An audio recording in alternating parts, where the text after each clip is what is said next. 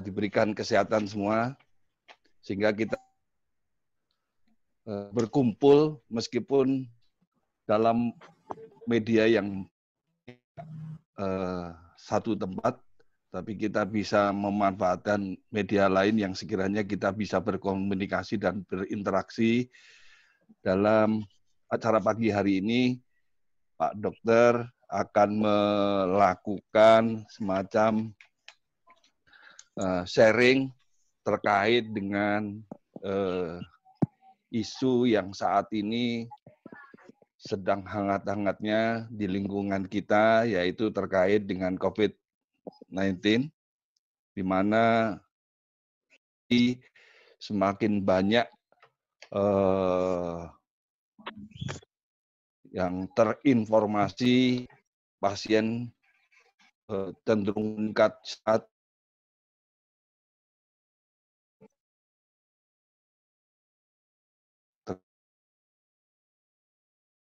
dan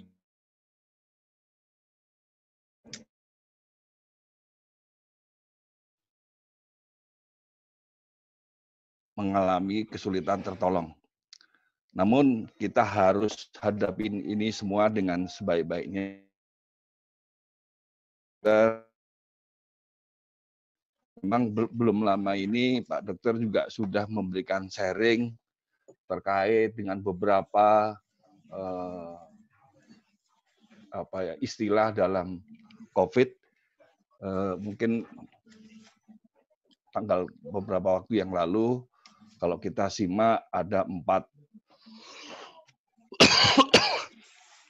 empat kriteria orang yang istilah di dalam COVID-19, dari OTG, ODP, PDP, sama positif corona. Namun nanti secara detail Pak Dokter juga bisa sampaikan, serta ada beberapa pertanyaan yang muncul di lingkungan masyarakat kita, juga mencoba Pak Dokter sudah sampaikan secara rinci dan detail. Mungkin nanti kita bisa interaksi lebih jauh kepada rekan-rekan semua.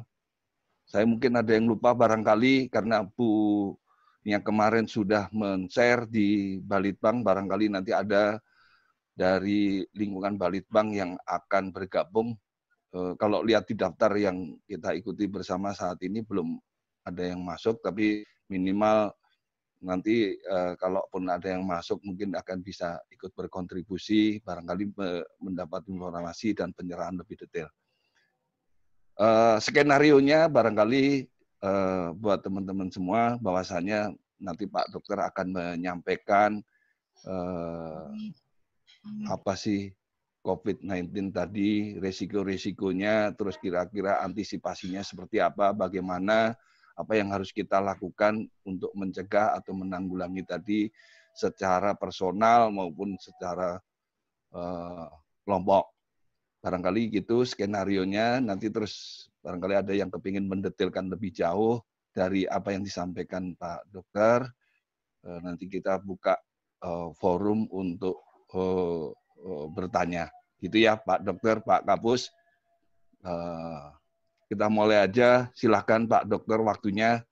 Mungkin kita mudah-mudahan dalam 1 jam kita bisa selesaikan ini semua dan teman-teman bisa mendapatkan informasi dan pencerahan sehingga tidak panik, karena kalau baca di media maupun di koran, prinsipnya saat ini panik. Nah, panik ini merupakan langkah pertama, tapi harus kita melangkah yang kedua, seharusnya kita banyak melakukan apa yang harus kita lakukan. Silakan Pak Dokter, waktunya. Ya, sebelumnya terima kasih kepada Pak Umar. Langsung saja kan saya share dulu. Assalamualaikum warahmatullahi wabarakatuh. Ya, di sini saya coba untuk sharing tentang COVID-19 ini. Sebenarnya kenapa saya mengangkat temanya itu bersama lawan corona? Karena untuk kasus COVID-19 ini kita tidak bisa menyelesaikan atau menanggulanginya hanya satu sisi saja, tapi harus dari semua pihak harus bekerja sama untuk penanggulangan dari COVID-19 ini. Sedikit sejarah singkat, sebenarnya untuk virus corona ini bukanlah virus yang pertama kali muncul tahun 2019 ini, tapi pertama kali virus ini ditemukan pada tahun 1960. Hanya saja pada waktu itu dokter pada zaman itu menganggap bahwa virus ini hanyalah penyebab flu biasa.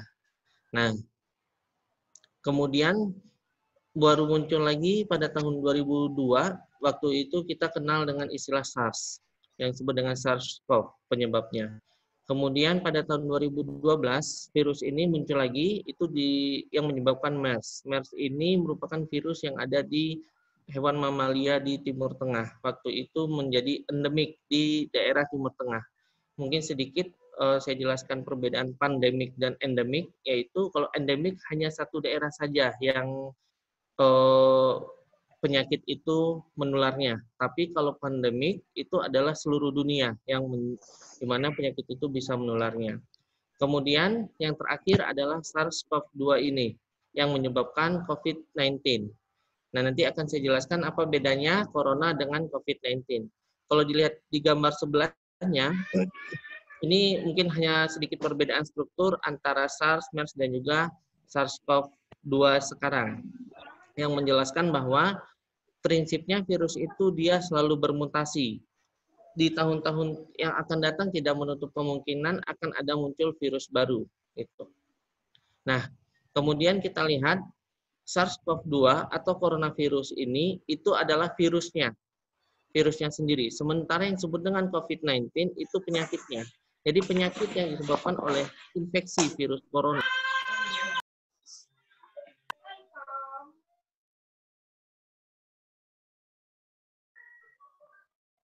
Disebut dengan COVID-19. COVID-19 itu singkatan dari Coronavirus Disease. Kenapa di 19?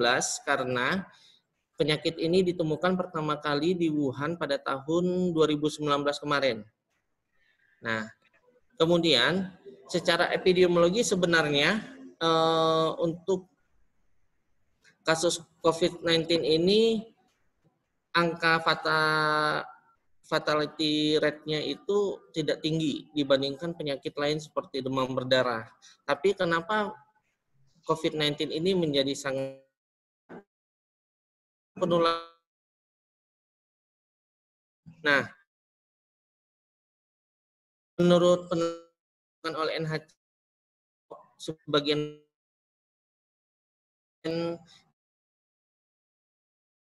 atau di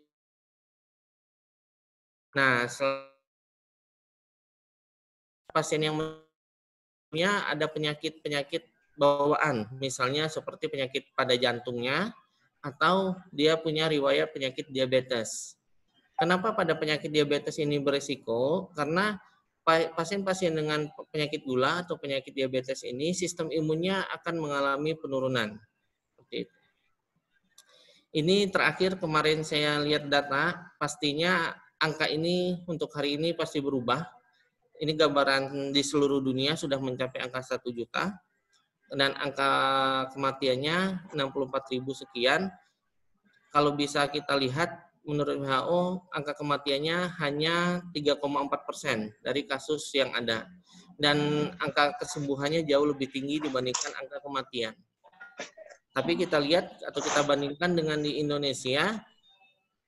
Di Indonesia kemarin juga per 5 April jam 14 yang saya lihat itu sudah mencapai 2.000. Hanya di Indonesia ini yang hampir kematian. Nah, mungkin karena siapa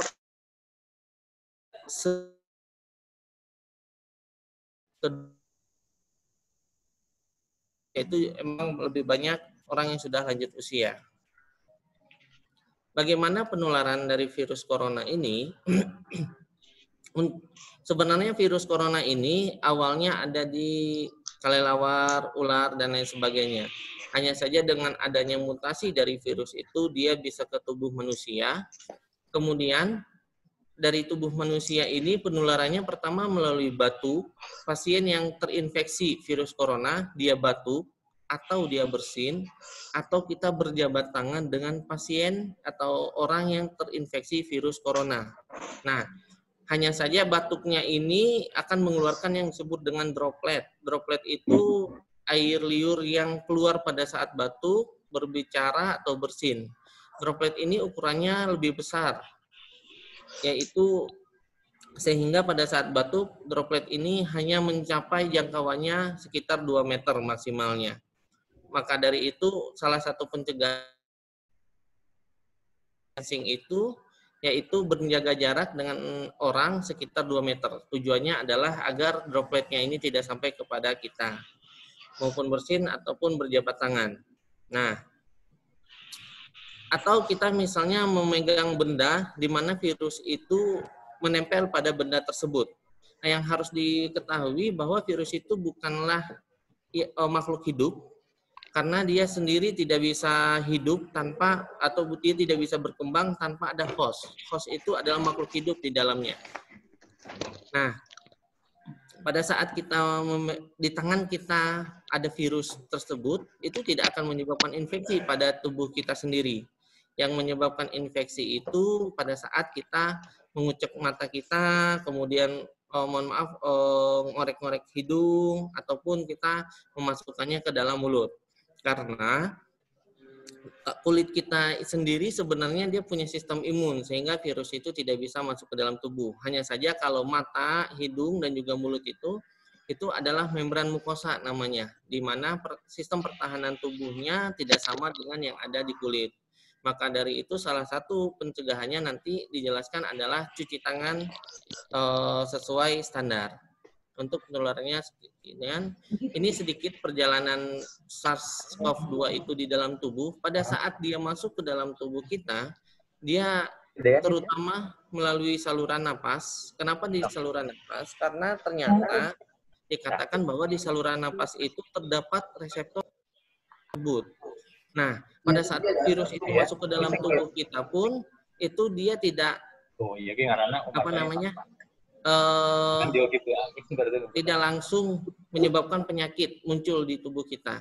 Tapi baru ada itu sekitar 3-5 hari setelah terinfeksi.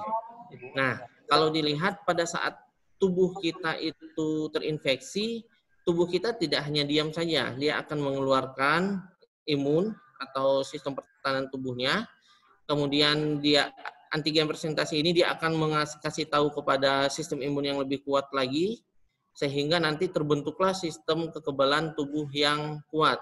Nah, maka dari itu nanti akan dijelaskan kenapa rapid test itu tidak sebagus PCR untuk pemeriksaannya.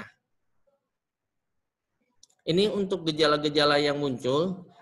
Kemarin saya baca dari WHO juga bahwa untuk pasien-pasien di usia produktif atau di usia di bawah 50 tahun dikatakan bahwa hampir di atas 50% orang yang terinfeksi COVID-19 ini tidak menimbulkan gejala.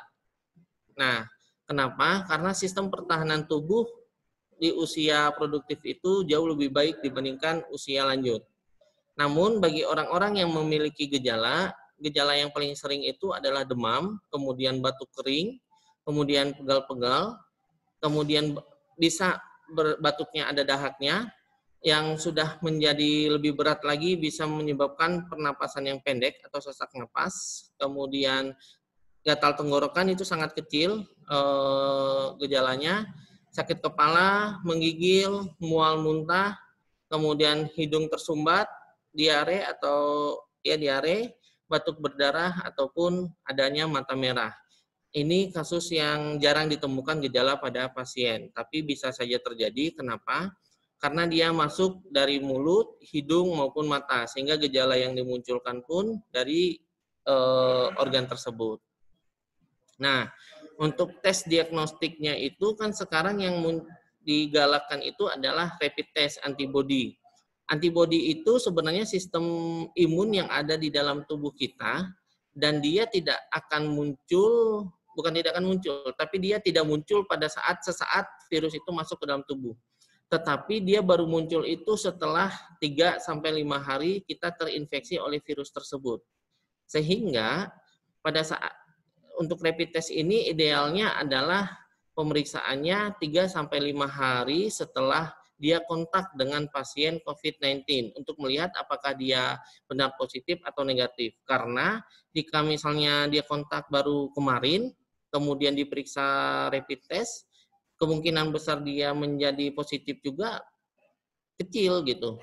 Jadi hasil negatifnya itu bukan berarti dia tidak ada virus di dalam tubuhnya, tetapi antibodi di tubuhnya sendiri yang belum ada gitu.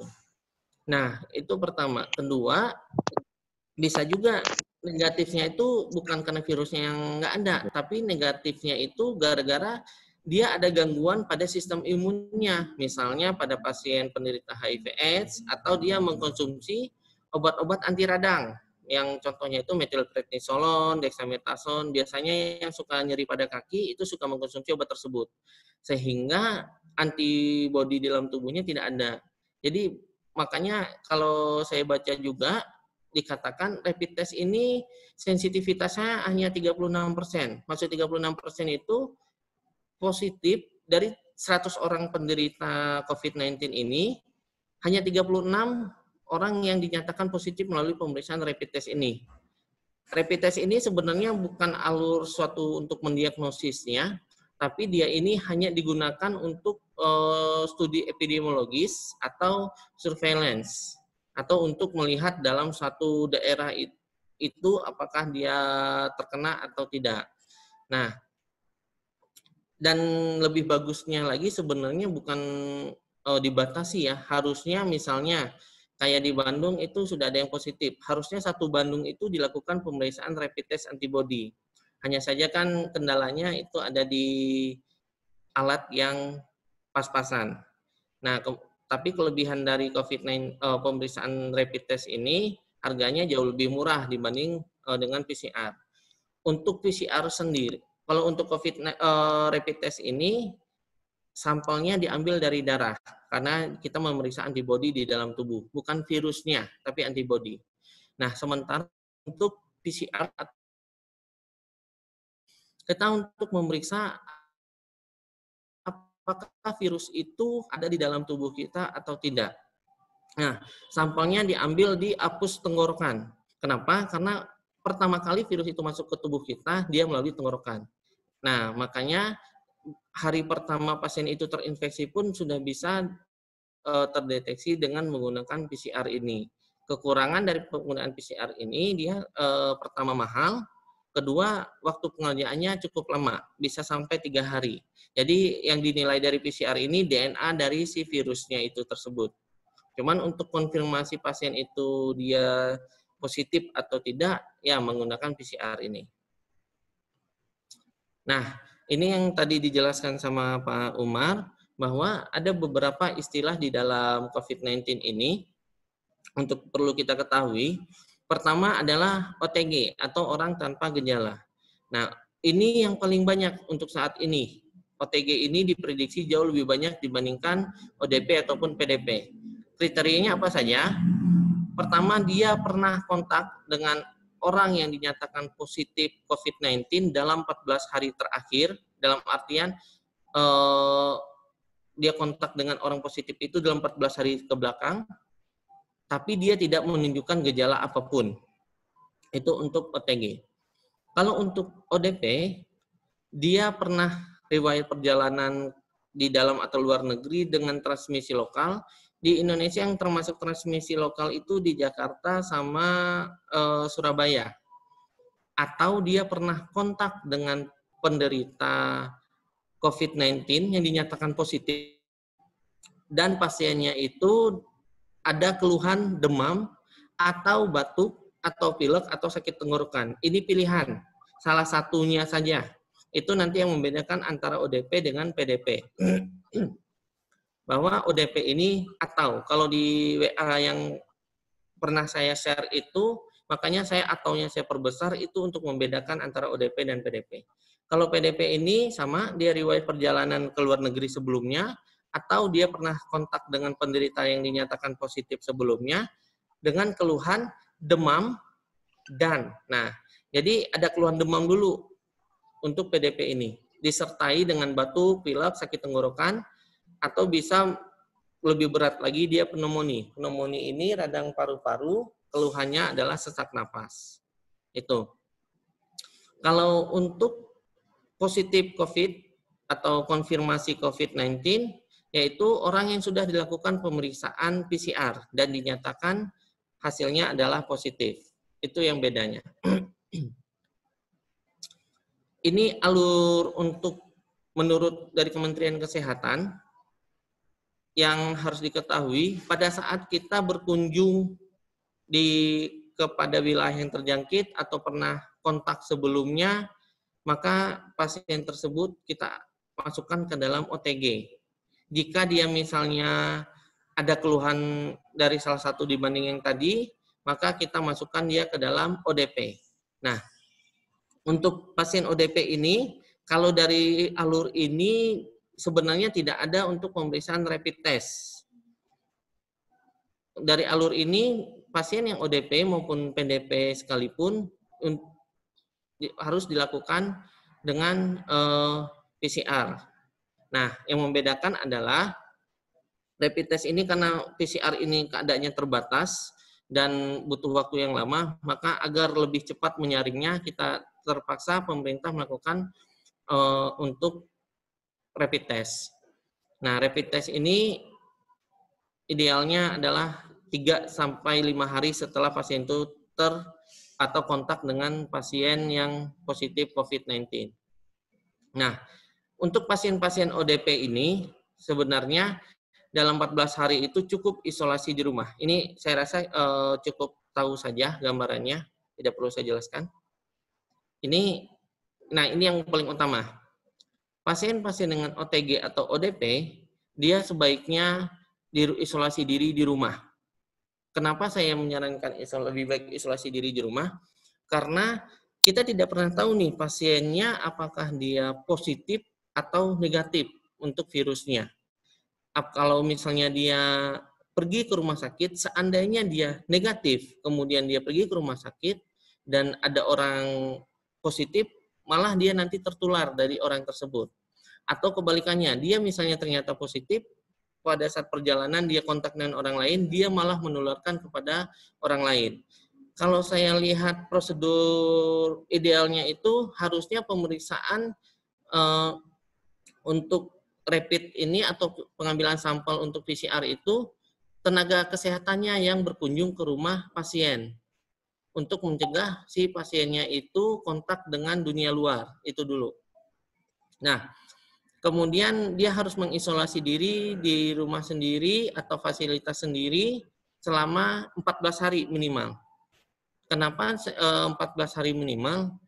Dikatakan bahwa masa inkubasi dari virus corona itu di dalam tubuh kita adalah 14 hari. Atau dia berada di dalam tubuh kita 14 hari, setelah 14 hari, kalau tidak ada gejala, berarti pasien tersebut bukan corona gitu. Ataupun untuk ODP. ODP pun seperti itu, kalau misalnya gejalanya berkurang dalam 14 hari, kemudian kita observasi lagi sampai 10 hari ke depan, sampai hari ke-28. Kalau misalnya tidak ada gejala sesak, itu tidak perlu ke rumah sakit. Tapi untuk memeriksakan diri untuk positif, apakah dia positif atau tidak, itu diperlukan. Nah, maka dari itu untuk pasien OTG dan ODP dengan gejala ringan ini, sebenarnya sebaiknya jangan terlalu sering pergi ke fasilitas kesehatan untuk mencegah dia tertular ataupun dia menularkan kepada orang lain. Nah, untuk karantina fasilitas khusus atau rumah sakit darurat ini, itu jika pasien yang dinyatakan ODP di atas 60 tahun dan dia disertai dengan penyakit lainnya, seperti penyakit jantung, penyakit diabetes, baru di rumah sakit darurat. Contoh rumah sakit darurat itu yang ada di Wisma Atlet di Jakarta, itu rumah sakit darurat. Kemudian PDP dengan gejala sedang, maksud gejala sedang ini dia sudah ada gejala sesak napas, atau PDP dengan gejala ringan. Nah, jika misalnya di rumahnya itu mohon maaf, rumahnya sangat kecil sehingga kontak dengan orang sekitarnya akan lebih besar, maka sebaiknya dia dikarantina di fasilitas khusus. Tapi kalau dia PDP dengan keluhannya itu hanya batuk, pilek saja, sebaiknya di rumah itu. Nah, kemudian kalau dia sudah gejalanya berat, dalam artian di sini sesaknya semakin berat sampai mengganggu aktivitas, maka dia perlu dirawat di rumah sakit. Makanya saya untuk pasien, balik lagi, sebisa mungkin untuk saat ini semua orang yang tidak ada keluhan yang darurat hindari ke fasilitas kesehatan ataupun ke rumah sakit. Itu pun yang dianjurkan oleh ID, bahwa bahkan di salah satu rumah sakit swasta di Bandung pun dia menutup poliklinik rawat jalannya, yang dibuka hanya unit gawat darurat. Kenapa hal itu dilakukan? Ini untuk mencegah penularan dari virus corona itu sendiri. Itu. Nah, untuk yang status dengan karantina di rumah ini bukan berarti harus di-loss, tapi harus tetap dikomunikasikan dengan tenaga medis, baik dokter atau perawat, setiap harinya. Harus dikontrol mengenai kesehatan, terutama apakah ada demam, batuk, maupun pilek. Kemudian, kalau ada keluhan yang lain, baru disarankan untuk ke puskesmas. Satu lagi adalah sebaiknya setiap ada pasien OTG, ODP, ataupun PDP ini harus dilaporkan kepada dinas kesehatan setempat, yaitu di sini sebagai pelaksana teknisnya adalah puskesmas. Karena ini sebagai data rujukan nasional kita nantinya. Nah, ini manajemen atau penanganan virus corona itu sedikit ya. Sebenarnya sampai saat ini belum ada vaksin maupun obat kausatif atau obat untuk membunuh si virus corona itu. Jadi obat-obat yang diberikan selama ini hanya untuk mengobati gejalanya saja. Misalnya kalau dia demam dikasih paracetamol, kalau misalnya batuk dikasih obat batuk, dan lain sebagainya. Jadi kalau untuk penyebabnya sendiri belum ada. Terus pertanyaannya kan, kalau gitu kenapa ada orang yang bisa sembuh? Nah, harus diketahui bahwa secara prinsip semua virus itu merupakan self-limited disease. Dalam artian, dalam waktu tertentu atau misalnya tubuh kita sendiri yang akan mengobati infeksi virus tersebut. Sehingga dalam waktu tertentu, tanpa diobati pun, virus itu akan mati di dalam tubuh kita. Hanya saja yang harus diperhatikan itu adalah sistem pertahanan tubuh kita. Kalau sistem pertahanan tubuh kita itu kuat, maka virus itu akan bisa dikendalikan oleh tubuh kita. Tapi yang kenapa bisa menyebabkan kematian?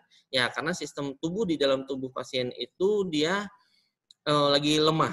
Seperti yang saya bilang tadi, pada pasien diabetes, kemudian pasien jantung, atau penggunaan obat-obat anti radang. Seperti itu. Nah, kemudian untuk pasien yang seperti yang saya ucapkan tadi, lebih baik isolasi mandiri di rumah dibandingkan perawatan di rumah sakit selama tidak ada indikasi. Maksudnya, selama pasiennya tidak ada sesak napas yang berat, saya lebih menyarankan pasien itu dirawat di rumah, mengisolasi diri sendiri. Sebenarnya virus ini tidak berbahaya, dalam artian tidak akan seperti flu biasa saja, hanya saja komplikasi dari virus ini bisa menyebabkan kematian. Dan itu pun angka kematiannya kecil sebenarnya.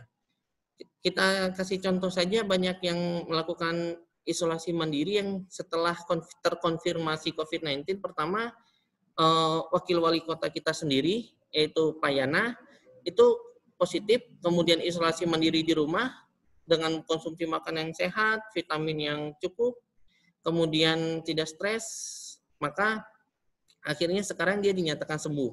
Atau yang terkenal juga artis kita, Detri, baru kemarin saya baca dia sudah dinyatakan negatif. Dan dia melakukan isolasi mandiri di rumah, tanpa di rumah sakit. Karena di rumah sakit yang ditakutkan lagi adalah infeksi sekundernya. Infeksi, namanya rumah sakit kan tempat orang-orang yang sakit. Jadi banyak orang bakteri atau virus lainnya di sana. Bukannya kita malah sembuh, malah kita terinfeksi penyakit lain. Nah, kemudian ini Kalau misalnya di rumah, pertama yang kita lakukan adalah menerapkan PHBS. PHBS itu pola hidup bersih dan sehat. Dalam artian si pasiennya harus menjaga kebersihan diri dia sendiri maupun kebersihan di ruangannya. Kemudian dia harus tetap mengkonsumsi makanan yang sehat dan berperilaku yang sehat. Kemudian diusahakan pasien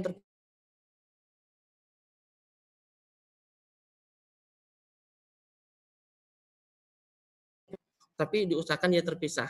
Kalau misalnya bisa, dia di dalam satu ruangan saja atau di kamarnya saja, dengan catatan ventilasi di ruangan tempat pasien itu diisolasi harus baik. Karena kalau tidak baik, nanti sirkulasi udaranya jadi kurang bagus, sehingga menyebabkan infeksi lainnya kepada pasien. Kemudian tadi ventilasi ruangan pasien harus baik, dan juga selama di rumah, selama isolasi diri, sebaiknya pasien itu harus menggunakan masker. Masker yang digunakan pasien minimal masker bedah, karena pasien sudah dipastikan ada virusnya, maka sebaiknya masker bedah. Kemudian sebelum dan sesudah makan, pasien harus cuci tangan maupun orang yang mengantarkan makanan kepada pasien. Jadi supaya tidak kontak, sebaiknya makanan yang untuk pasien itu disimpan di pintu kamarnya. Misal pasien di dalam kamar, kemudian makanan disimpan di pintu kamarnya, nanti setelah disimpan, kita agak menjauh, kemudian kasih tahu pasien, makanan sudah disiapkan. Nah, piringnya pun setelah selesai makan, harus segera dicuci dengan deterjen. Untuk baju pasien sendiri harus dicuci di mesin cuci, tidak boleh dengan tangan karena berisiko menularkan. Dengan suhu untuk mencucinya itu sekitar 60-90 derajat Celcius. Dalam artian di sini supaya gampangnya dengan air mendidih saja kita mencucinya, gitu. Dicuci harus setiap hari, setiap kali pasien ganti baju harus segera dicuci. Nah, yang paling utama di sini adalah pencegahan. Pencegahan ini sengaja saya ngambil dari Kementerian Kesehatan agar tidak terlalu berlebihan. Pertama, seperti kata Pak Umar tadi, jangan dulu panik. Kenapa? Karena kepanikan itu menjadikan kita berpikir yang macam-macam. Menurut psikiater, ada yang mengatakan bahwa pada saat kita stres, pada saat kita sering membaca tentang suatu penyakit, tubuh kita sendiri akan menimbulkan gejala dari penyakit itu. Padahal tubuh kita dia tidak sakit gitu. Itu namanya psikosomatis. Oleh karena itu, jangan panik dulu. Tapi tidak panik bukan berarti tidak waspada. Waspada tetap harus. Nah, untuk pencegahannya pertama adalah mengkonsumsi makanan yang bergizi. Gizinya harus seimbang, bukan berarti supaya daya tahan tubuh bagus semua dimakan. Malah kalau semua dimakan, sistem tubuh kita tidak bagus. Gizi seimbang. Gizi seimbang itu harus ada proteinnya, misal ikan, daging. Kalau misalnya tidak ada bisa tahu atau tempe. Kemudian ada karbohidratnya dari nasi. Lemaknya pun harus kita konsumsi karena lemak juga berfungsi di dalam tubuh kita. Itu. Kemudian rajin berolahraga. Olahraga yang baik itu minimal 30 menit dalam sehari. Tidak harus angkat barbel atau olahraga yang berat, cukup keliling jalan di tempat untuk saat ini, atau kita bisa keliling rumah atau beres-beres rumah pun itu termasuk olahraga ringan, tapi dengan catatan minimal 30 menit dalam sehari. Kemudian jaga kebersihan lingkungan, jangan sampai kotor, tidak merokok. Kenapa tidak merokok? Asap rokok itu akan merusak mukosa di saluran napas kita. Mukosa yang rusak, mukosa itu lapisan di bawah kulit lah misalnya. Nah, pada saat dia rusak, dia akan lebih rentan terinfeksi oleh virus. Kemudian cuci tangan menggunakan sabun. Nah, ini yang harus diperhatikan. Cuci tangan itu jauh lebih baik menggunakan sabun dibandingkan menggunakan hand sanitizer. Virus itu jauh lebih akan mati dibanding menggunakan sabun dibanding hand sanitizer. Jadi selama di rumah sebaiknya cuci tangan menggunakan sabun. Yang jarang disampaikan juga bahwa cuci tangan yang bagus itu minimal 30 menit. 30 detik. Atau kalau saja sebanyak 2 kali atau selamat ulang tahun sebanyak 2 kali, Selama itu, nah itu waktu yang cukup untuk cuci tangan. Dan cuci tangan jangan lupa menggunakan air yang mengalir.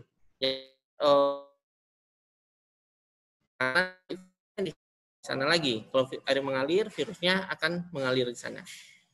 Selanjutnya, gunakan masker bila batuk, atau misalnya pada saat batuk, tutupnya mulutnya itu dengan menggunakan lengan atas. Maksudnya, kan kebanyakan orang batuk atau bersin itu menggunakan telapak tangan. Nah, ini pada saat kita batuk seperti ini, di tangan kita akan banyak virus atau bakterinya. Nah, itu yang berisiko menularkan kepada orang lain. Nah, supaya menguranginya itu pada saat batuk atau bersin, kita menggunakan lengan atas, seperti ini. Kemudian menggunakan masker bagi penderita. Kalau misalnya mau selama di rumah, tidak perlu menggunakan masker. Masker itu digunakan pada saat kita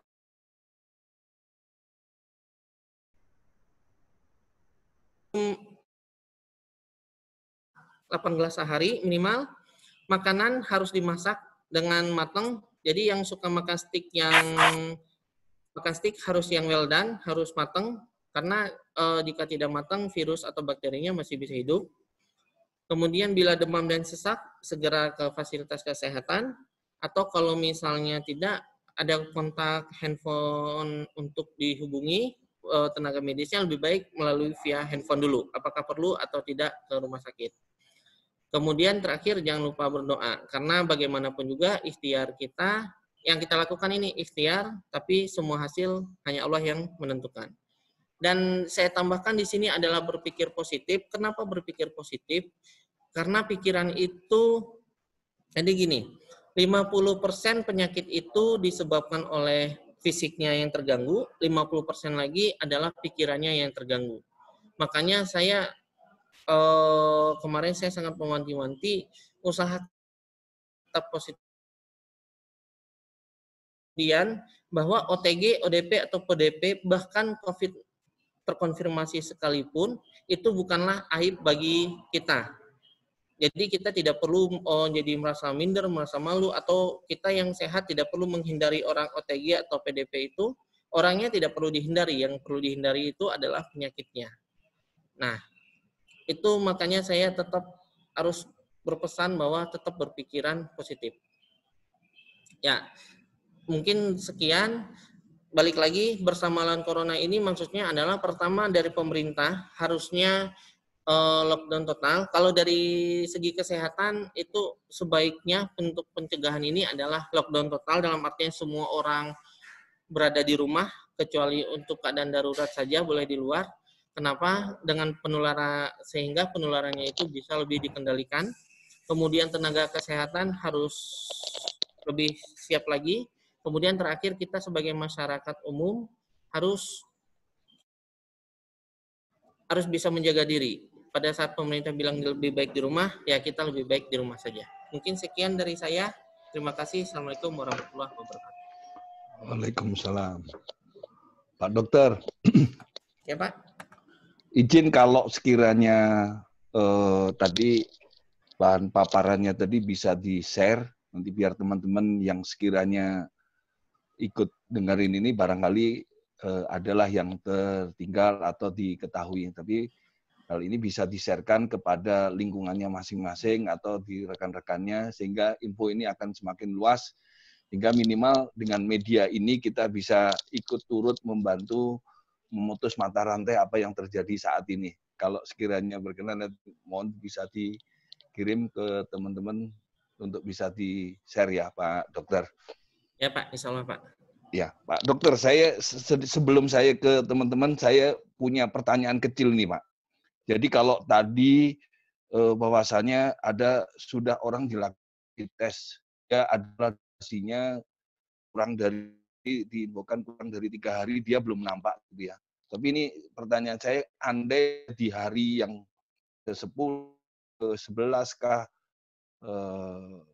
berkontak tadi, apakah dia dinyatakan negatif? Apakah ada potensi dia tidak atau dipastikan dia tidak terinfeksi COVID ya?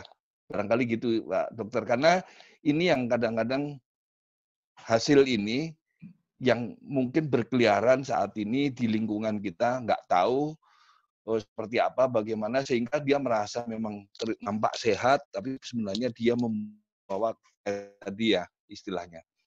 Kedua, Pak Dokter, tadi kan ada istilah berkontak fisik nih.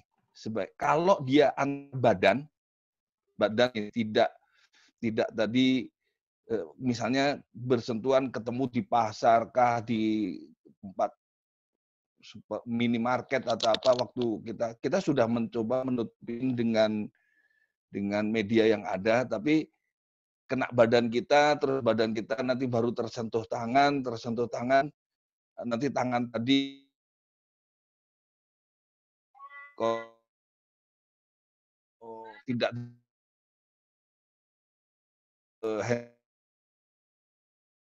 semuanya, misalnya mengucek mata dan seterusnya.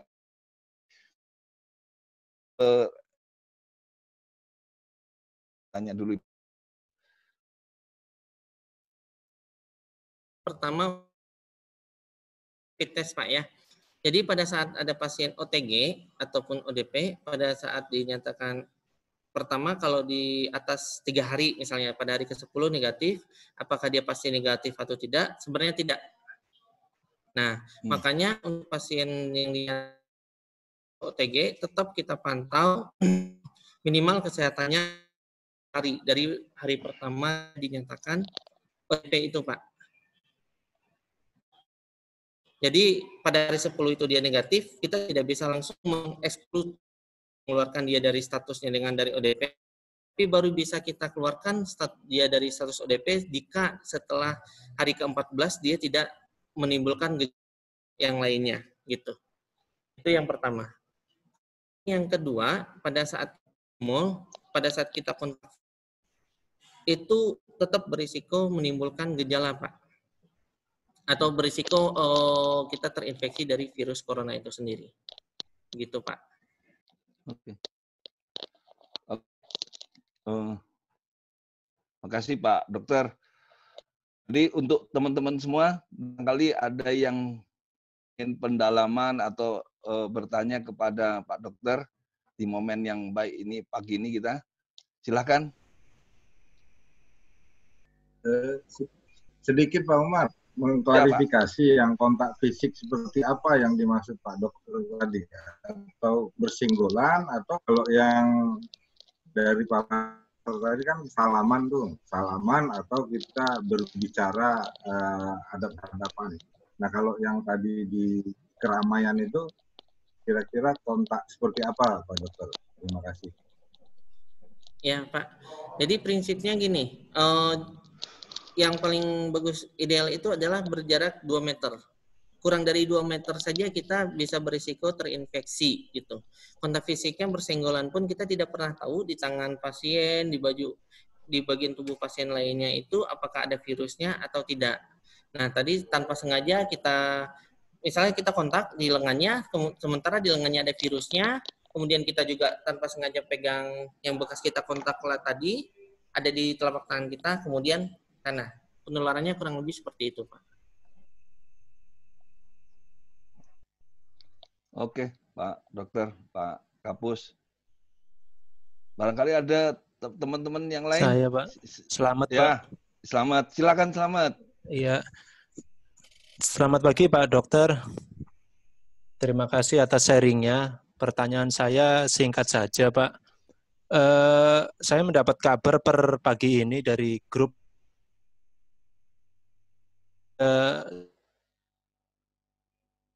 istrinya itu mau ke rumah sakit.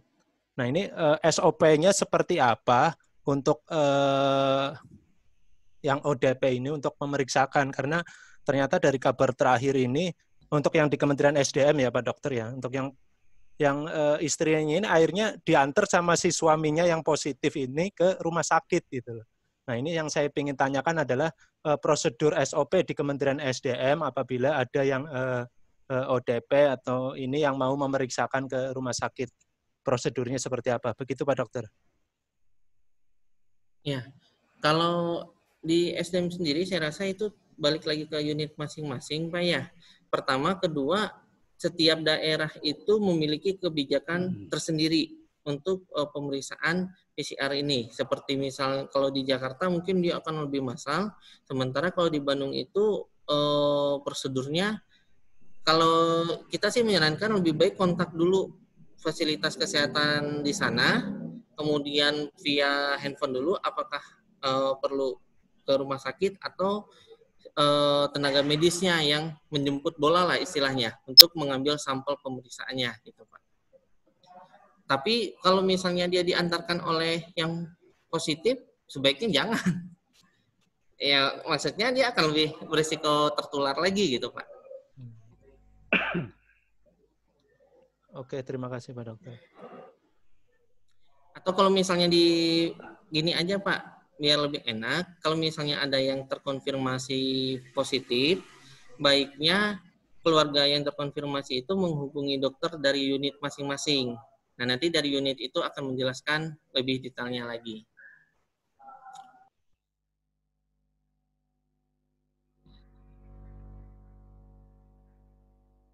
Oke, berikutnya teman-teman yang lain barangkali ada yang Izin Pak Umar. Iya, silahkan. Ayo. Ini ada pertanyaan via chat dari Pak Mas Gardika. Katanya dok, ada berita terbaru bahwa masa inkubasi itu jadi 27 hari. Itu infonya valid nggak dok? Silakan Pak Dokter. Ya, sebelumnya kan 14 hari Pak ya. Makanya tadi saya bilang juga setelah 14 hari diobservasi ditambahan 10 hari untuk memastikan dia tidak ada atau ini. Jadi kebanyakan orang masa inkubasinya 14 hari, tapi ada beberapa orang masa inkubasinya itu 28 hari. Jadi istilahnya tubuh manusia itu bukan mesin, jadi kalau A harus A, kalau B harus B, enggak. Tapi sebagian orang masa inkubasinya itu atau gejalanya itu baru muncul setelah hari ke-28. Gitu Pak. Kalau valid mah valid Pak. Ya. Satu lagi Pak Dokter, dari message chat ini ada dari Ibu Hani, mau tanya apakah pembelian obat hipertensi itu harus pakai surat keterangan dari dokter atau tidak?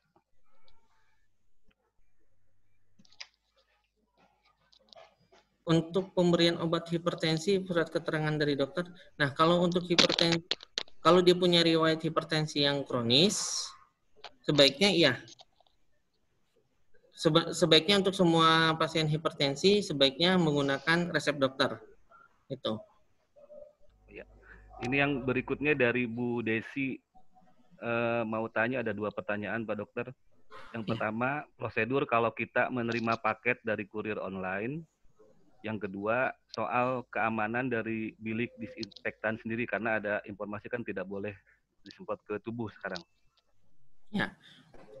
Nah, kalau untuk paket ini sendiri, saya sebenarnya prosedur pastinya belum ini Pak ya, belum tahu gimana. Cuman kalau yang saya baca-baca, sebaiknya bungkus luar dari paketan itu harus dibuka di luar rumah.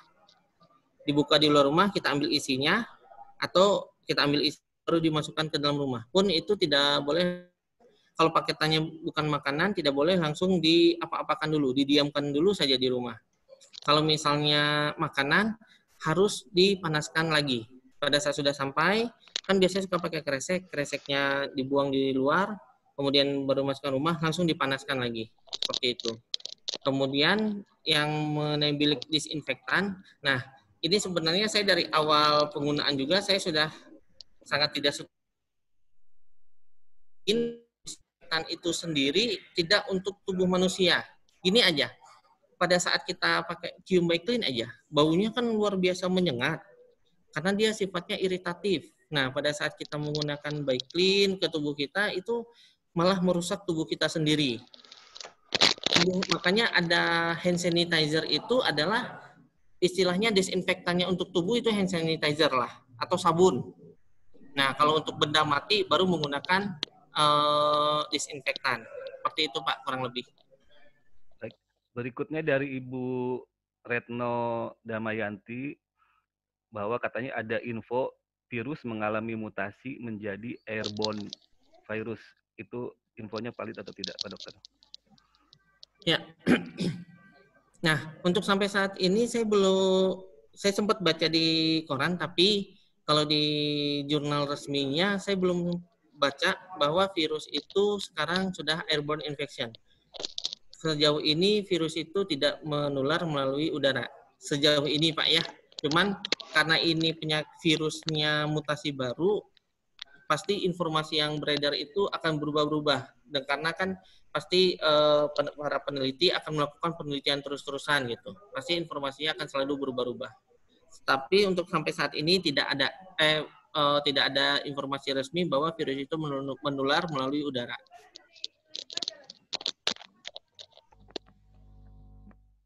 Oke. Masih ada lagi teman-teman semua?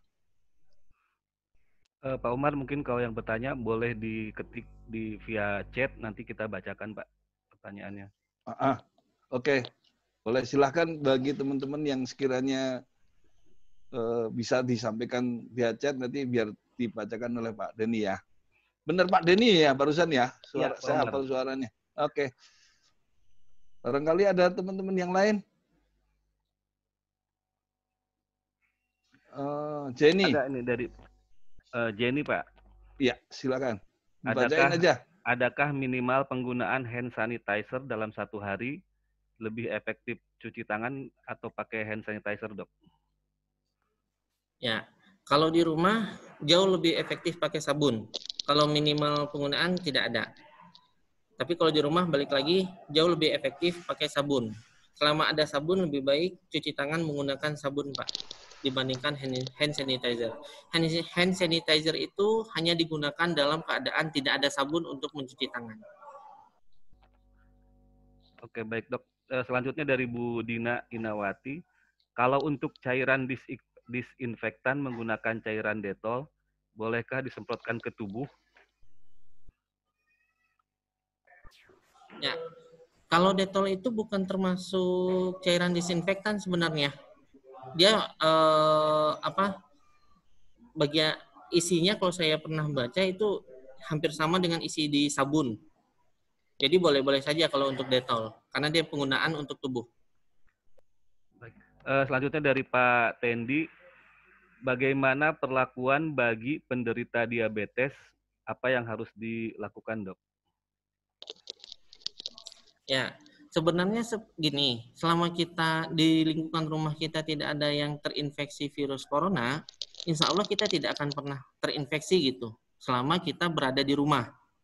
Kecuali kita ada di luar atau kontak fisik dengan luar, ada resiko untuk infeksinya. Nah, pun untuk mencegah kita tertular, atau misalnya pada pasien diabetes mellitus, yang harus kita lakukan adalah menjaga kadar gulanya agar tetap normal. Karena jika kadar gula kita tinggi, itu akan bisa menekan sistem imun kita. Gitu. Tetap melakukan pola hidup bersih dan sehat. Itu aja kuncinya. Baik, berikutnya dari Bu Yani Mulyani. Kalau penderita jantung yang mengkonsumsi Aptor, apakah boleh minum multivitamin, Dok? Untuk multivitamin sebenarnya sejauh ini tidak ada kontraindikasi atau interaksi obat dengan obat apapun, kecuali pada pasien dengan riwayat gagal ginjal. Itu harus diperhatikan, karena prinsipnya vitamin obat-obatan yang kita konsumsi kelebihannya akan dikeluarkan melalui ginjal. Sehingga kalau ada orang pasien gagal ginjal, kerja ginjalnya akan lebih berat kalau mengkonsumsi obat-obatan terlalu berlebihan.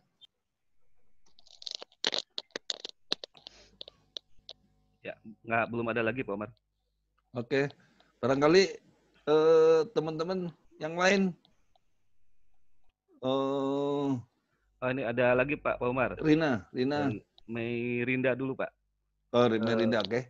Untuk berjemur itu jam berapa Pak yang bagus di pagi hari? Ya, sebenarnya yang mengatakan di atas jam 10 itu semuanya betul. Hanya saja itu penelitian di beberapa daerah, di beberapa negara Pak ya. Misalnya prinsipnya gini, yang paling bagus itu pada saat sinar UVB-nya itu yang sedang intensitasnya, tidak terlalu tinggi.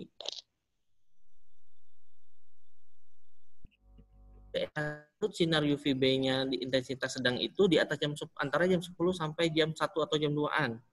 Tapi kalau untuk di Indonesia yang paling bagus itu adalah jam 7 sampai jam 10. Kalau di bawah jam 7 sinar UVA-nya yang tinggi, Pak. Kalau sinar UVA malah beresiko kanker kulit. Nah, antara jam 7 sampai jam 10 sinar UVB intensitasnya sedang. Nah, di sana yang cukup bagus untuk berjemur. Kalau di Indonesia, Pak ya. Oke. Terus, Den, silakan Den. Yang Bu Rina kurang lebih sama Pak pertanyaannya.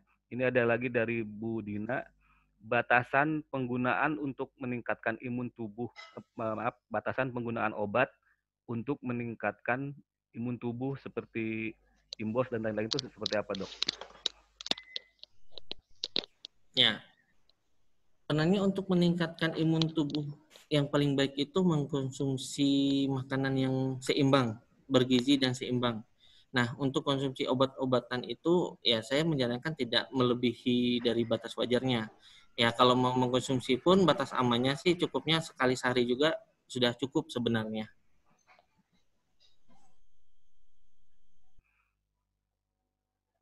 Umar. Ya, Pak. Silakan, Pak. Ya, sedikit Pak Dokter. Ini kan dalam rangka work from home.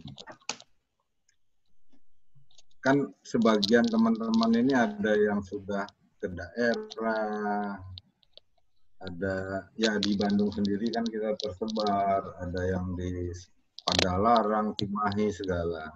Nah kalau menurut Pak Dokter, kayak saya sendiri nih posisinya di Tangerang nih Dok. Nah sebaiknya sampai pemerintah menyatakan bahwa ini selesai, baru kita atau ada kebijakan dari kementerian bahwa sudah bisa bekerja kembali, sebaiknya posisinya tetap karena kalau ini menurut pandangan saya, kalau saya balik ke Bandung, saya termasuk ODP gitu. Kira-kira benar nggak begitu Pak Dokter? Ya, apalagi Tangerang Pak ya, Tangerang dekat Jakarta. Ya, jadi kalau kita misalnya pulang dari daerah, misalnya pada saat sudah mulai dinyatakan, pada saat kita kembali ke Bandung lagi, itu harus tetap isolasi mandiri selama 14 hari minimalnya Pak. Jadi sebaiknya kalau misalnya Bapak pulang ke Bandung, tidak langsung masuk ke kantor, tapi tetap isolasi diri dulu minimal 14 hari. Begitu Pak. Oh, iya. Oke, Pak Herman. Oke, Cukup Pak jelas, Umar, Pak. silakan. Ya, boleh. Ya, ada barangkali dari Bu Retno ya. Wijayanti, Pak Umar. Oke, silakan. Nanti Pak Evi Dokter, juga ada itu. Ya, ada info di beberapa grup, ada video dari Dr. E. Hartono bahwa obat hanya meredakan gejala, penggunaan masker atau penutup leher dapat membantu penyembuhan karena ada panas dari penutup masker atau slayer. Banyak yang mengalami gejala fatal karena terbiasa dengan AC. Nah, itu bagaimana menurut Pak Dokter?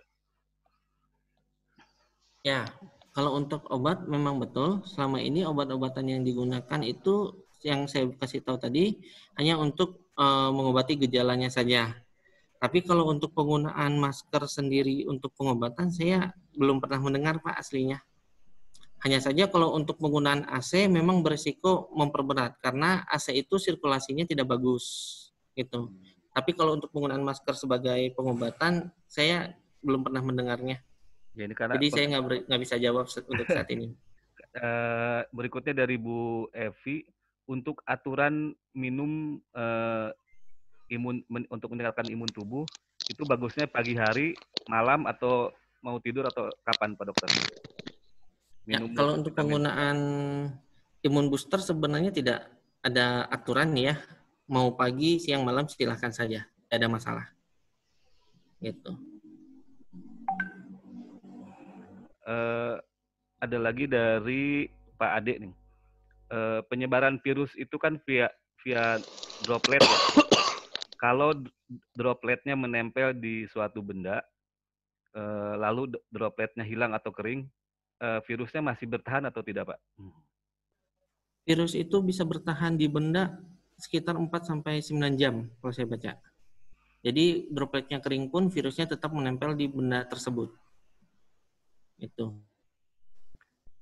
Kemudian dari Bu Rina, Pak Dokter, suami saya kan kerja di Subang, setiap 2 hari sekali pulang ke Bandung. Apakah itu bisa dikatakan ODP atau masih aman pulang ke Bandung? Bagaimana, Dok? Sebenarnya bukan aman dari Subang ke Bandungnya, tapi dari Bandung ke Subangnya itu yang nggak amannya, Pak. Karena Bandung sekarang lumayan banyak juga angka kejadiannya dibanding di Subang. Gitu. Kalau saya sih sarankan harus mau di Bandung saja atau mau di Subang saja untuk sementara waktu.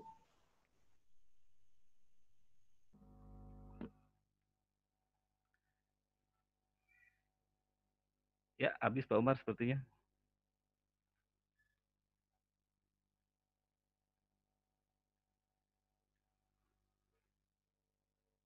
Halo, nampaknya Selamat mau komentar barusan. Iya, Kak Ros. Silakan Kak Ros. Iya, Dokter. Terima kasih Pak Umar. Hanya ingin ini saja Dok, terkait medis ini sebagai garda terdepan ya Dok untuk penanganan pasien-pasien. Ini kan beritanya sudah banyak yang istilahnya yang berguguran sesuai dengan mereka. Ini faktor apa dokter? Apakah yang kurang virusnya sudah berubah menjadi airborne?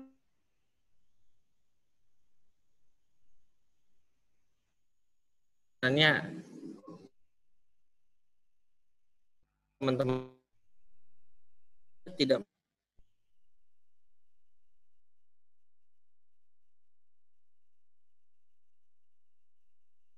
memang medianya tidak sampai ke. Jadi sebenarnya yang virusnya untuk saat ini belum ada mutasi.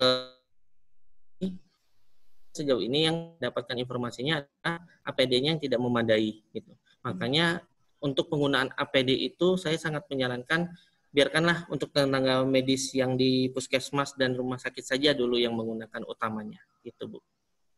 Iya. Satu lagi dokter mungkin kami kan diminta untuk naik jumlahnya akan sangat banyak ya dok, nanti dikalikan dengan jumlah keluarga. Jadi kira-kira satu keluarga itu akan dapat 5 paket vitamin tersebut. Menyikapi hal ini bagaimana nih dok? Apakah vitamin yang sudah nanti akan kita terima dari kantor ini kita konsumsi atau seperti apa? Karena tadi kan dokter bilang lebih baik kita makan makanan yang gizi seimbang gitu. Seperti apa nih dok sarannya? Ya kalau untuk keadaan saat ini kalau memang sudah ada dari kantor Bu sebaiknya dikonsumsi. Lebih istilahnya mubazir Bu. Iya, cuman kalau yang nggak biasa minum obat ini juga agak gitu dananya diberikan untuk vitamin yang sehat lebih baik kan untuk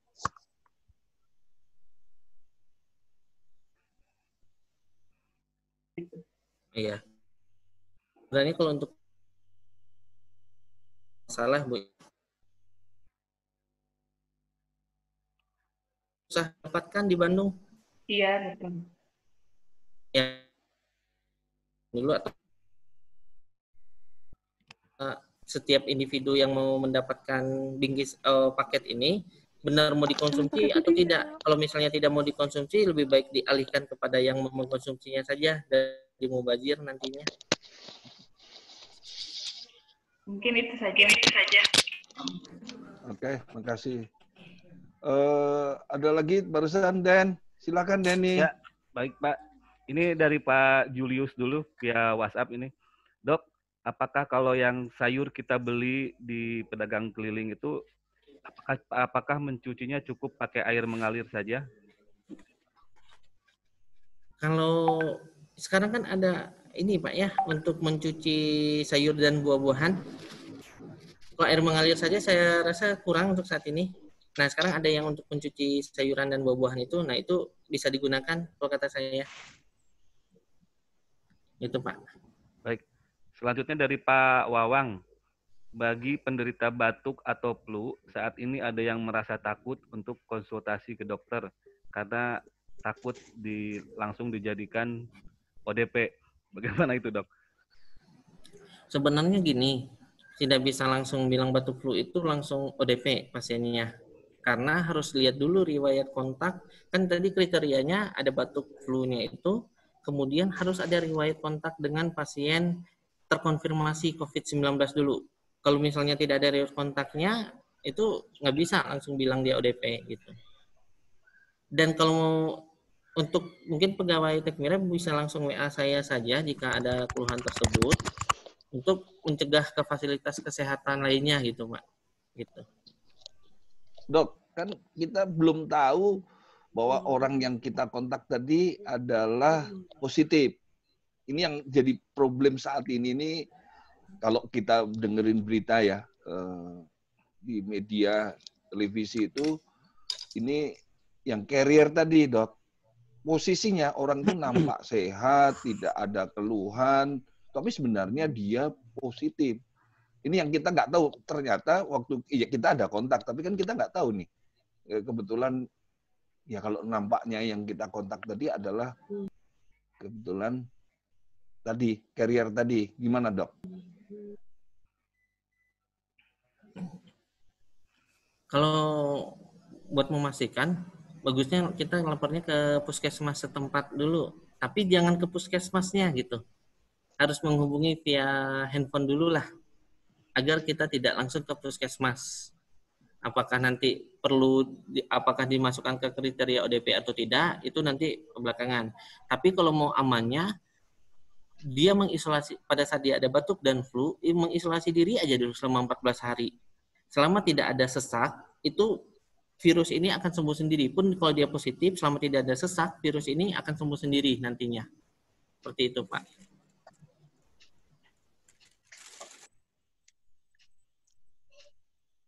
Ya, silakan bagi rekan-rekan semua.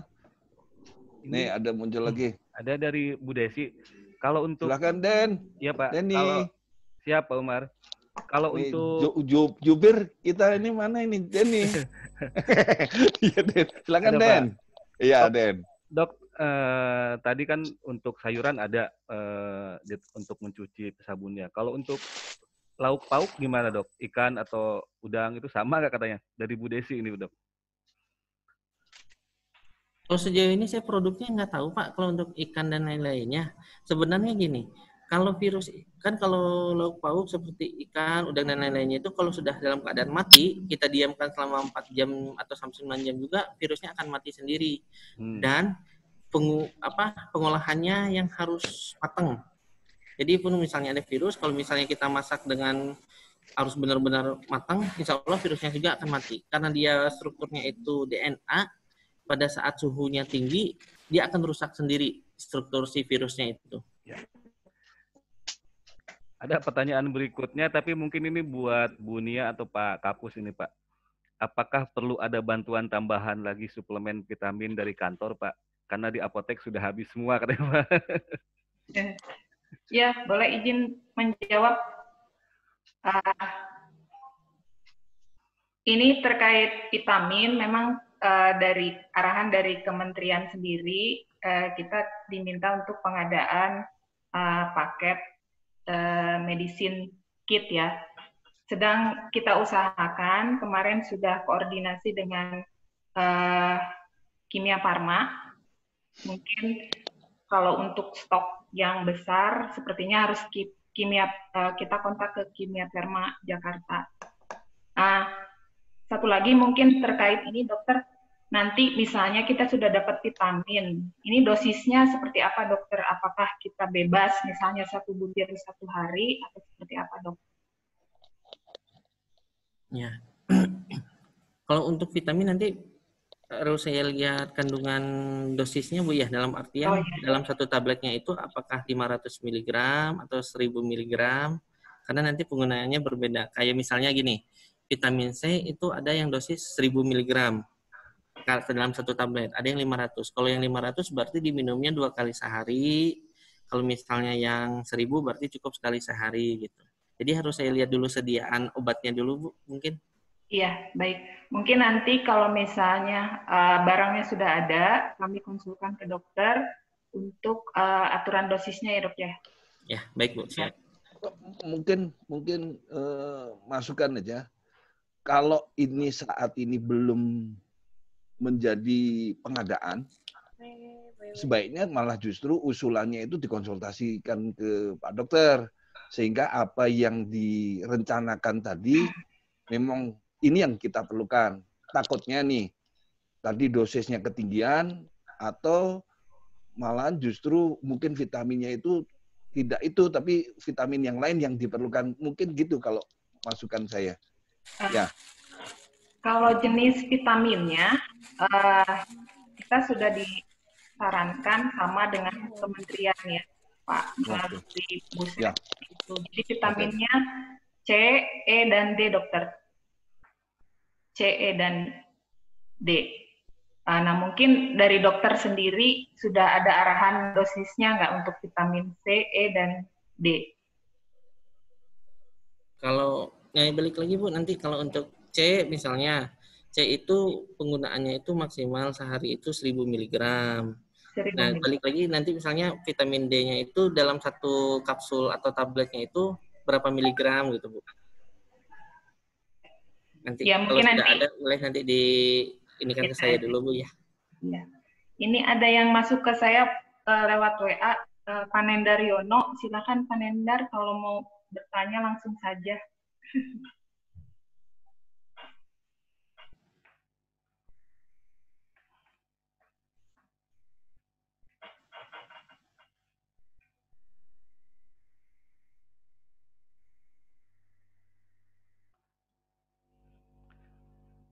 Assalamualaikum warahmatullahi wabarakatuh. Pak Dokter.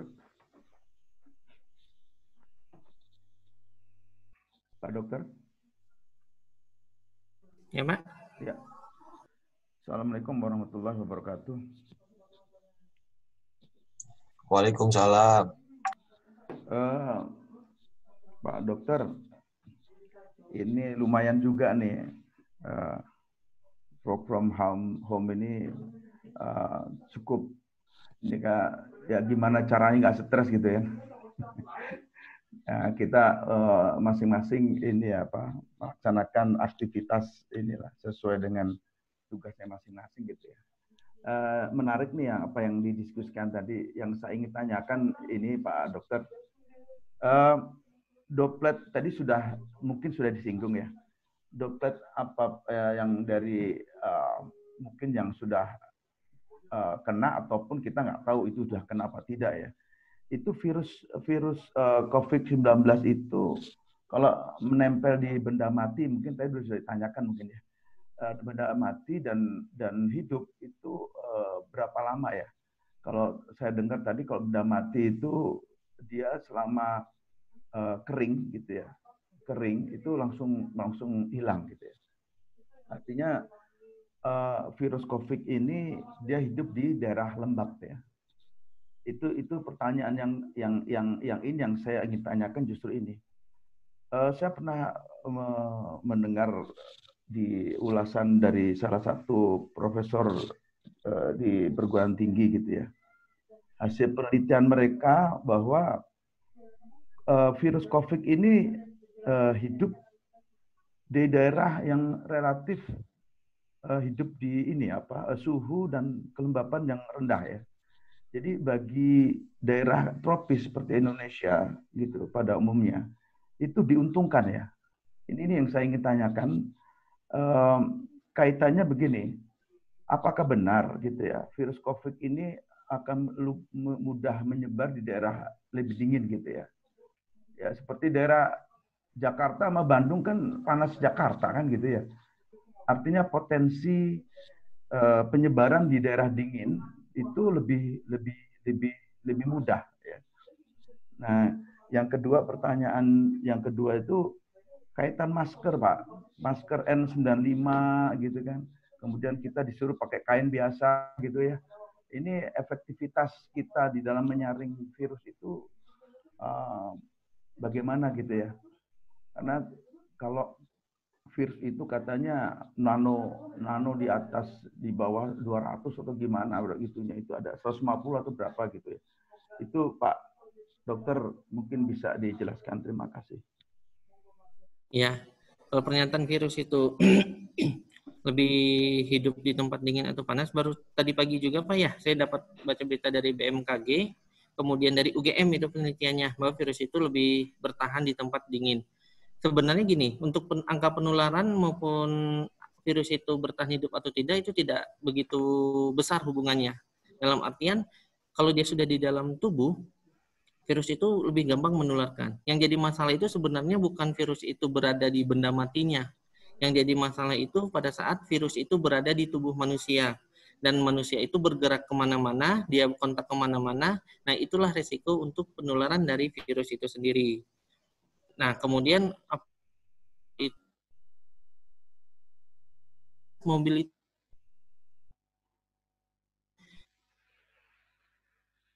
itu pertama. Kemudian masker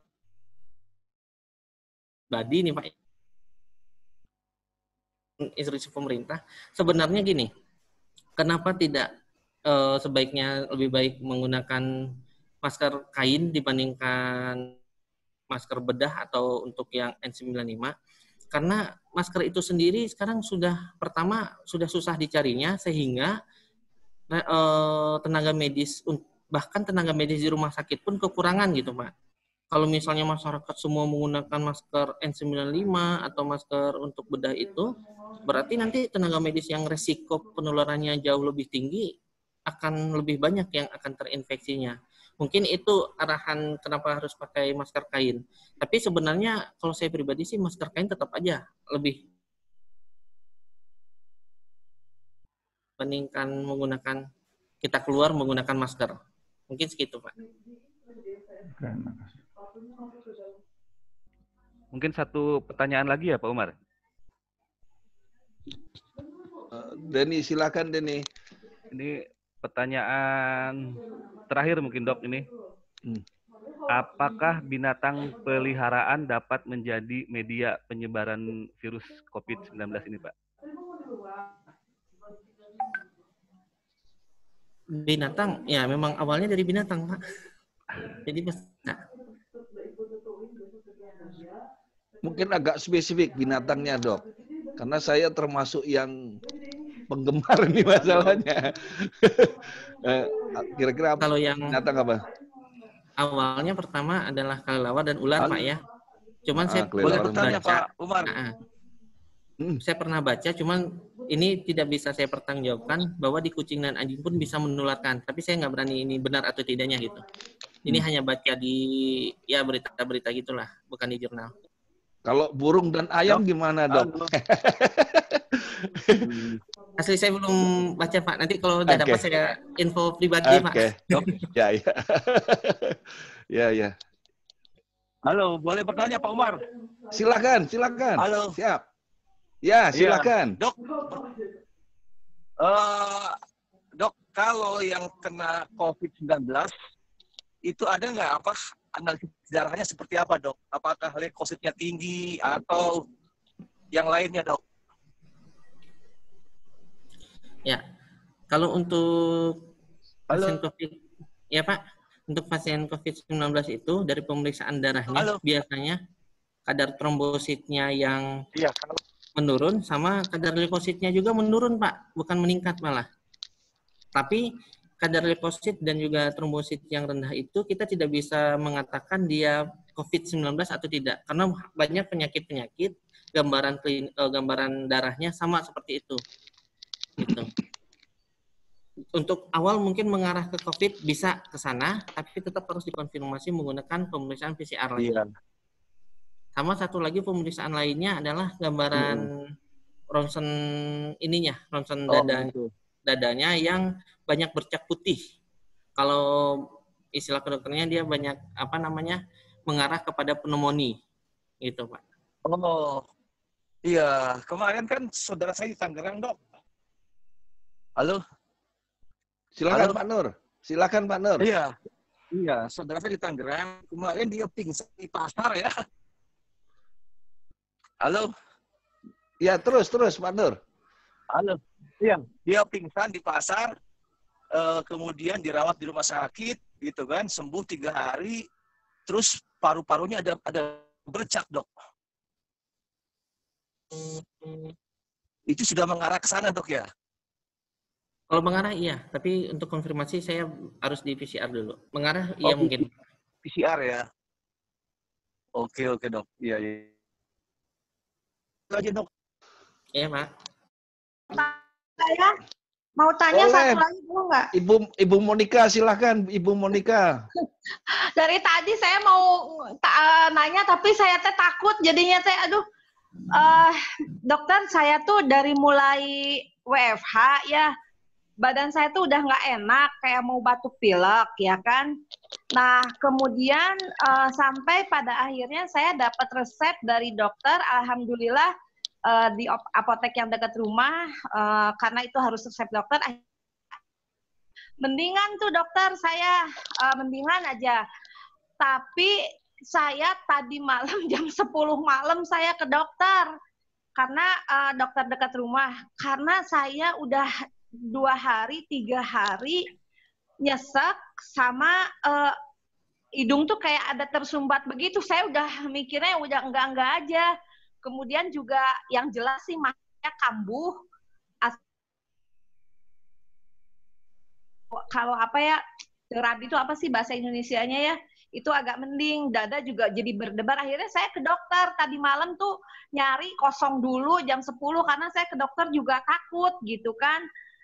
Nah, saya dikatakan saya tidak boleh stres. Iya, saya berusaha untuk tidak stres. Tapi terus terang aja dokter, ini di rumah ini ada anak ya, dia sebetulnya family jauh, kerja, tiap hari dia keluar rumah gitu. Baru 3 hari ini saya suruh dia tinggal di mes tempat kerjanya dia gitu, karena saya takut dia bawa virus ke rumah gitu kan.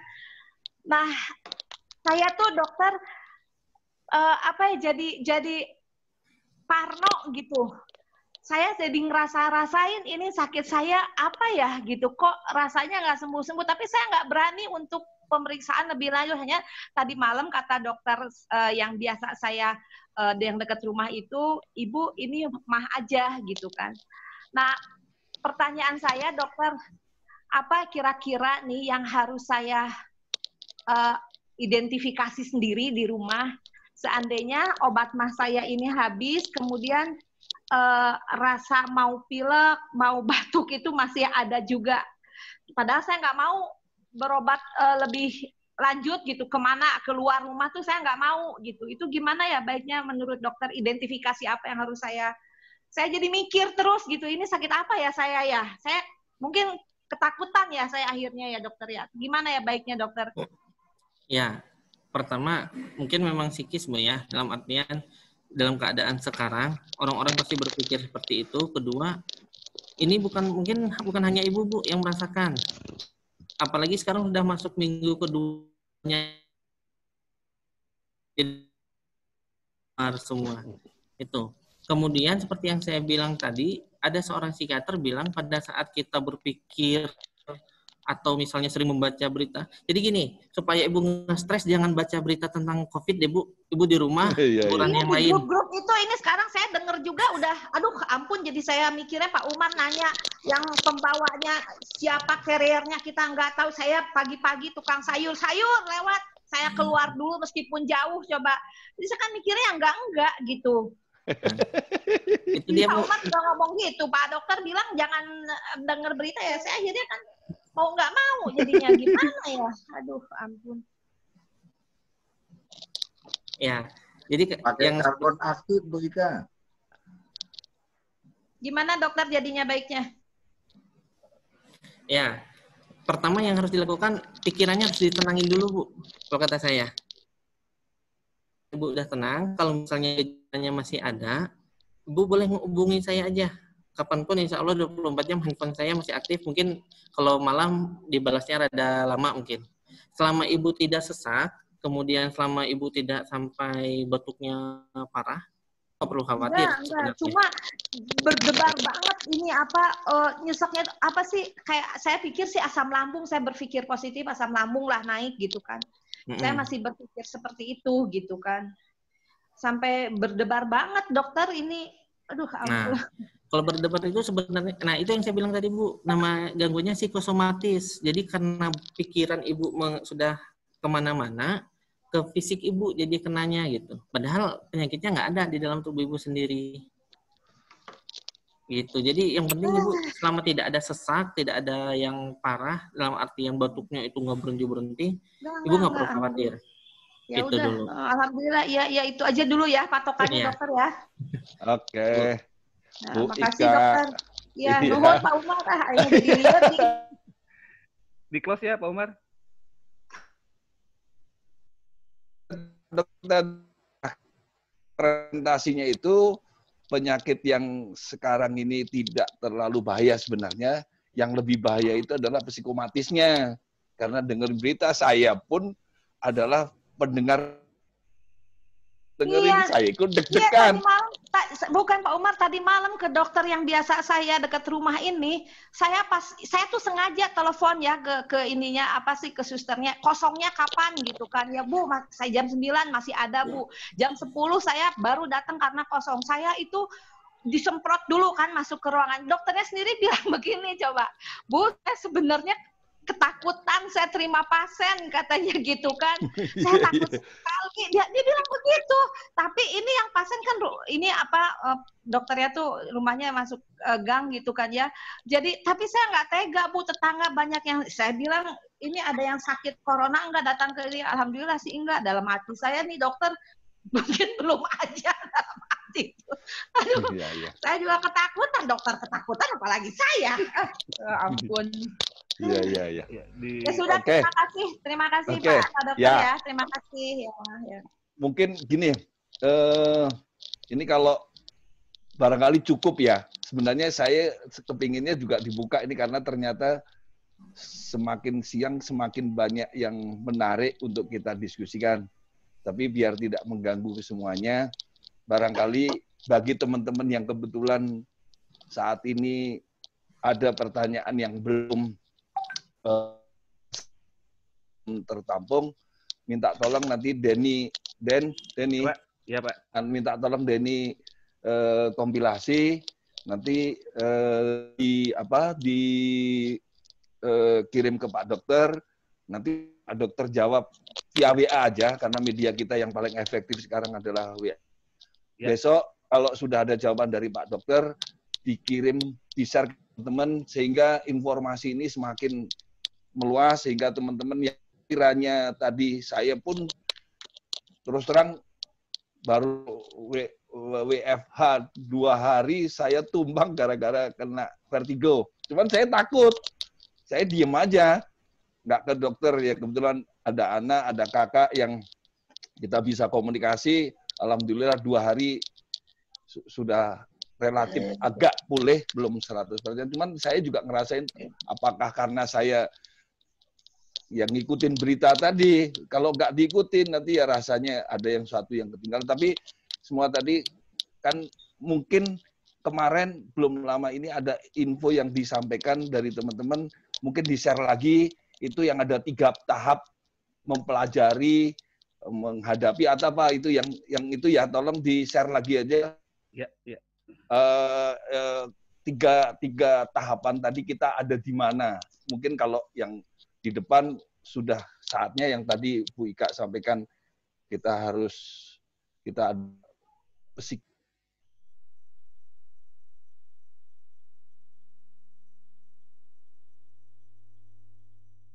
Pak Kapus, Bu Kak Ros, nanti mungkin kita buka lagi sekarang hari Senin, mungkin Rabu atau Kamis kalau memungkinkan kita dari Pak Dokter ini minimal tadi menambah meringankan beban pikiran dari teman-teman. Pasti teman-teman juga ngerasain karena biasa polanya kerja, sekarang ada di rumah, apapun dari tidur, makan berlebihan, mungkin juga olahraga, mungkin juga ya banyak hal tapi kan lama-lama tetap jenuh juga, sehingga kita, karena pola kita selama ini adalah bertahun-tahun adalah polanya adalah bekerja. Mungkin gitu Pak Kapus ya. Halo Pak Kapus. Pak Herman. Kita akhiri kalau teman-teman nggak ada lagi yang nanya. Tapi intinya ini kan kita udah share ke semua teman-teman, tapi yang partisipasi tadi 72 ya paling banyak ya. Ya. Nah ini yang lain pada kemana tuh pada berjemur. Ya. Jangan kita ketinggalan matahari. Kita akhiri, dan untuk teman-teman yang masih ada piket atau ada pekerjaan kan bersama, jaga jarak, dan sekarang ini harus pakai masker. Itu sudah jadi perintah, dan nggak tahu nih kalau ya kita sudah beli, tapi nggak tahu nanti cara baginya gimana, atau nanti dititip di satpam, siapa yang pas ke kantor silahkan diambil. Demikian mungkin yang bisa kita dapat hari ini, dan sangat berharga sekali apa yang disampaikan. Jangan seperti yang pengalamannya Bu Ika, malah jadi stres. Tapi benar, itu yang langkah yang Bu Ika lakukan benar, artinya kalau ada orang yang keluar masuk, mungkin dia bisa menjadi sumber, sehingga mending kalau dia tidak, bukan diusir. Ya, kalau dia harusnya tidak bekerja, tetap di rumah, atau dia cari di tempat lain sehingga tidak mengganggu. Ini jadi pengalaman untuk teman-teman yang lain kalau ada yang saudara atau anak yang masih bekerja, tidak WFH. Mungkin demikian. Terima kasih banyak Pak Dokter, Pak Umar. Ya, Pak. Terima kasih Pak. Sebelum bubar kita foto bersama. Dan teman. Ya. Halo, gitu ya. Pakai kerudung. Izin Bunia. Oh, gitu ya. Izin Bunia. Maaf Bapak Ibu, mohon tampakkan wajahnya. Izin Bunia, ini kebetulan selama Pak Kapus selama acara ini saya rekam Pak. Jadi semua semoga kita tetap diberikan kesehatan. Assalamualaikum warahmatullahi wabarakatuh. Waalaikumsalam warahmatullahi wabarakatuh. Kumaha carana deui ah. Ya, videonya dinyalakan, Bu. Udah semua udah nyala ini sekarang. Bu Ika. Nah, Bu Meta, Pak Wawang, Pak Kusnawan, Pak Ade. Saya ada nggak, Bu Dia? Mana? Saya ada nggak, Bu Nia? Ya. Saya ada nggak? Siap ya, 1, 2, 3. Halo. Iya. Halo, gitu. Halo. Satu lagi Pak, ada 3 halaman ini. Ya. Halo, gitu. Ya, terima kasih Bapak Ibu. Oke. Ya, Assalamualaikum.